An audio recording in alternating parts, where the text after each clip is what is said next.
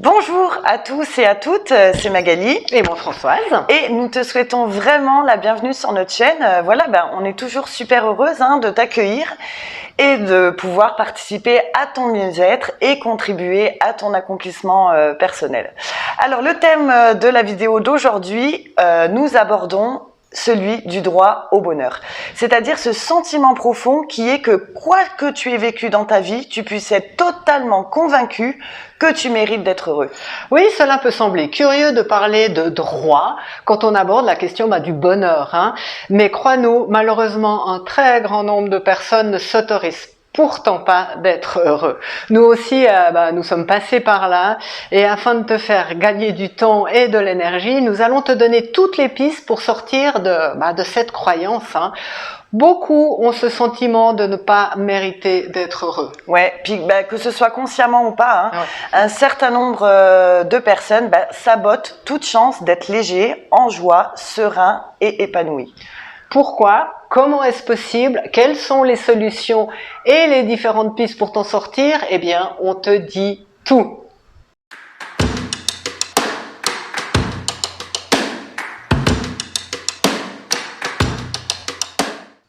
Alors nous, Françoise et moi, on travaille principalement avec des personnes qui ont vécu une situation particulièrement difficile dans leur vie et dont ils ne parviennent pas à se remettre malgré tous les efforts engagés.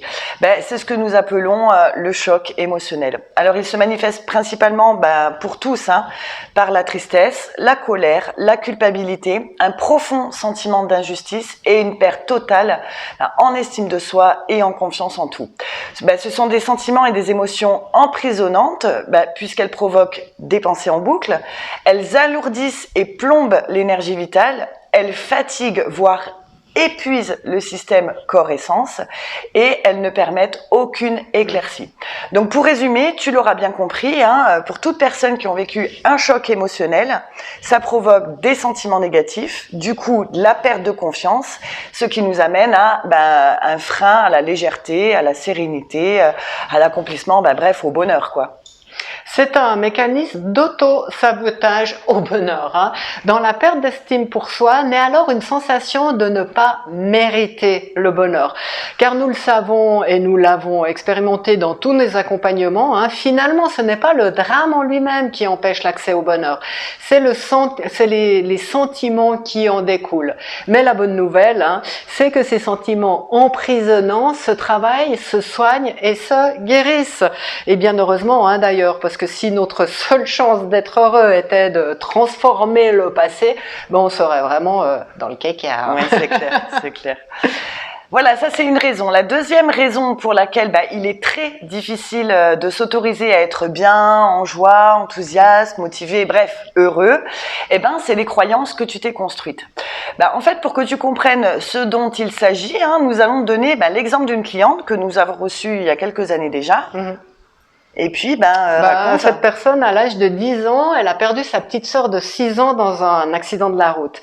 Pour cette cliente, depuis ce drame, il était devenu quasiment impossible pour elle de sourire, de rire, de prendre du bon temps, de s'enthousiasmer, sans culpabiliser ou être gênée parce qu'elle a envie et sa sœur non. Il y a pour elle, et pour beaucoup, un devoir de loyauté à porter le deuil à vie. Ces croyances, puisque ma petite sœur est partie, je n'ai pas le droit de fêter la vie. Une autre croyance, si je suis en joie, je ne respecte pas le deuil et ce serait faire comme si j'oubliais ce drame. Une autre croyance, c'est moi qui aurais dû partir, j'ai pas la place dans ce monde. Ou ma petite sœur était si jeune, la vie est tellement injuste et cruelle. Ouais, c'est ça. Tu vois, toutes ces croyances profondément ancrées et qui doivent certainement résonner à un endroit ou un autre avec toi, c'est des croyances limitantes et des superstitions construites pour quelque part discipliner le deuil. C'est établir une ligne de conduite pour être sûr de ne pas en déroger. Parce que oui, tu le sais bien, la vie, le mouvement, la joie, c'est des énergies puissantes et omniprésentes. Et elles poussent, elles sont partout. Et seule une ligne de conduite rigide, basée sur des croyances bien ancrées, peut retenir l'appel de la vie. Donc pour résumer, une fois de plus, ce schéma, ça va être, tu as vécu un drame, du coup de ce drame naît la culpabilité et ou la loyauté, qui crée des croyances, des superstitions, et ces croyances superstitions, c'est l'auto-sabotage au bonheur. La troisième raison qui fait que tu ne t'autorises pas à être au top, c'est la peur. La peur de sortir de ta zone de confort et te diriger vers l'inconnu. Ta zone de confort, c'est l'espace-temps que tu connais et que tu maîtrises le mieux. Au sein de cet espace-temps, tu as construit de solides repères nécessaires à ta survie. Oui, puis tes repères, en fait, c'est les situations merdiques, je les connais bien et je les maîtrise totalement. Je garde toujours le contrôle sur les choses. J'évite et je repousse tout ce dont je n'ai pas la maîtrise. C'est aussi la mise en place de balises d'alerte quotidiennes.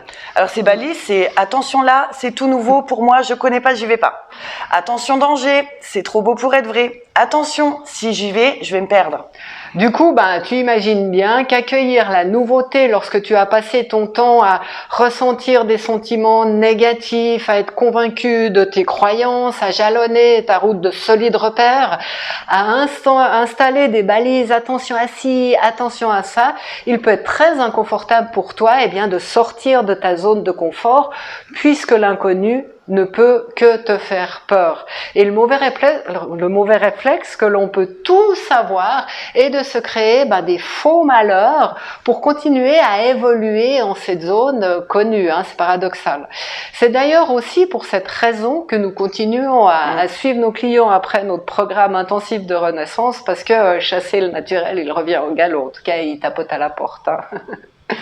Voilà, tu connais désormais les 3 raisons pour lesquelles tu ne t'autorises pas à être heureux ou heureuse. Pour rappel, laisser tes sentiments négatifs faire la loi à l'intérieur de toi, donner toute légitimité à tes croyances sans jamais les remettre en question, et puis ne pas t'occuper de tes peurs en les laissant aux commandes de qui tu es.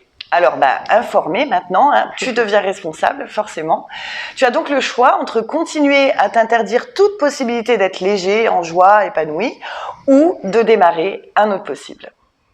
Pour ce faire, nous pouvons déjà te donner quelques pistes pour que tu puisses gentiment accepter l'idée que toi aussi tu as le droit au bonheur. Tu trouveras cette routine « J'accède au droit d'être heureux » en PDF. Dans la barre de description, oui. Prends conscience véritablement de l'ensemble des sentiments négatifs qui t'habitent. Colère, injustice, haine, tristesse, chagrin, rancœur, amertume, aigreur. Tu peux d'ailleurs trouver toute une liste de sentiments et émotions négatives sur Internet et liste toutes celles que tu reconnais en toi. Ouais. Et puis une fois que tu as fait ça, affirme-toi que tu n'en as plus besoin et remplace-les progressivement par leur contraire. Par exemple, si tu as de la colère, trouve des opportunités de valoriser la modération, le sang-froid et la patience. Tu peux aussi aller regarder notre vidéo sur la colère, entre autres. Si tu éprouves un sentiment d'injustice, tu vas lister toutes les situations dans ta vie qui ont été justes. Et puis, autre exemple, si tu as beaucoup de tristesse en toi, oriente-toi vers tout ce qui t'amène de la joie et des rires. Donc, tu l'auras bien compris, tu identifies et tu les remplaces par du positif. La troisième chose, engage un véritable travail sur tes croyances. Tu peux trouver des outils sur le web et tu peux aussi nous écrire ou nous téléphoner pour une consultation personnalisée, puis là on pourra t'aider. À fond. Et puis concernant ta peur de l'inconnu, c'est-à-dire la capacité à accueillir sereinement tout ce que tu ne maîtrises pas, c'est le travail le plus difficile que tu ne peux faire qu'en étant accompagné. Mais bon, on peut quand même te donner quelques pistes pour t'aider déjà à sortir gentiment de ta zone de confort. Pourquoi est-il nécessaire de sortir de ta zone de confort ? Pour que tu comprennes que l'inconnu n'est pas si effrayant, pour développer de nouvelles compétences et pour acquérir une certaine fierté de toi, pour également augmenter ton estime de toi, et aussi pour éviter de rester dans le ronronnement lorsqu'il ne te satisfait plus. Pour toujours, ne l'oublions pas, que tu intègres l'idée que tu mérites d'être heureux. Donc voici nos quelques pistes, d'autres pour te sortir de ta zone de confort. Donc par exemple, tu vas essayer au moins 3 fois par semaine de t'obliger à changer une habitude ou un rituel que tu as quotidiennement. Par exemple, je sais pas moi, si tu as l'habitude de toujours faire le même trajet entre ta maison et ton lieu de travail, modifie-le. Si tu as le rituel de toujours manger aux mêmes heures, décale d'une heure. Voilà, l'idée c'est vraiment de te sortir de ce dont tu as l'habitude. Et puis, une fois par mois à peu près, tu vas t'obliger aussi à faire quelque chose que tu n'as jamais fait auparavant. Alors, ça peut être du sport, ça peut être des loisirs, ça peut être n'importe quoi, tu sauras trouver. Et puis, une autre piste, encore une fois par mois, c'est de t'autoriser un plaisir égoïste. Genre, une journée que pour toi, que tu ne te permets généralement pas, sans te préoccuper évidemment du qu'en dira-t-on. Donc promis, si tu t'entraînes, c'est un entraînement, à sortir de certaines habitudes, donc de ta zone de confort, tu ressentiras une certaine satisfaction à t'être défié, et ça, c'est les premiers pas hors zone de confort.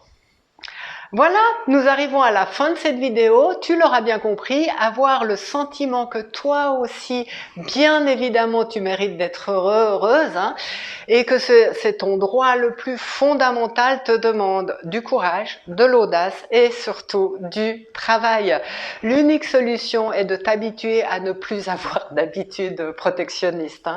Travailler tes sentiments négatifs, tes croyances et sortir de ta zone de confort sont les seules et uniques clés pour accéder à ton accomplissement, vraiment. Voilà, si tu as aimé cette vidéo, like, partage, abonne-toi pour les suivantes et vraiment merci pour ton écoute et pour ton travail à venir. C'est ça, on te dit à bientôt, bye bye. À bientôt.